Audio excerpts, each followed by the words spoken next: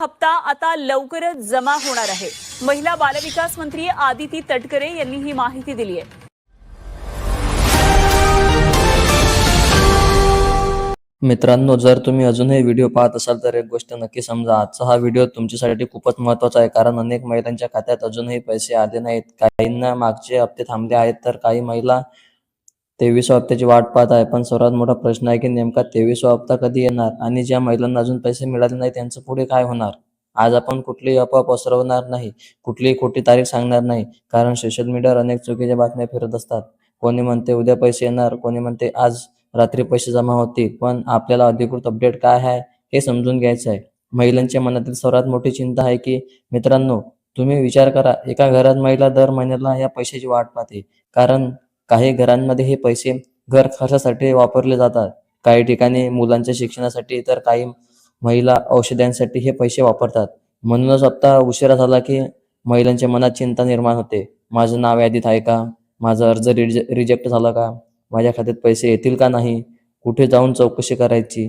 जर तुमच्या मनातही हे प्रश्न असतील तर काळजी करू नका, आपण प्रत्येक मुद्दा समजून घेणार आहोत। 23वा हप्ता येण्याआधी महिलांनी काही कामं करायची आहे, जसे की आधार कार्ड बँकेशी लिंक आहे का।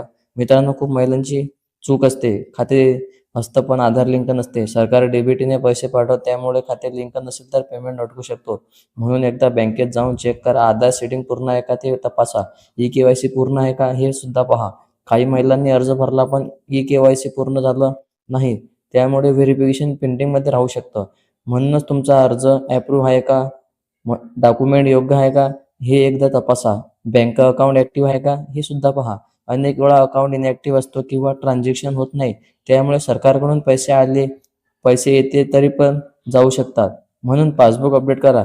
पैसे आले नाहीत तर काय करायचं, आता हा सर्वात मोठा प्रश्न आहे। जर 23वा हप्ता आला नाही तर तुमच्या खात्यात पैसे जमा झाले नाही तर काय करायचं।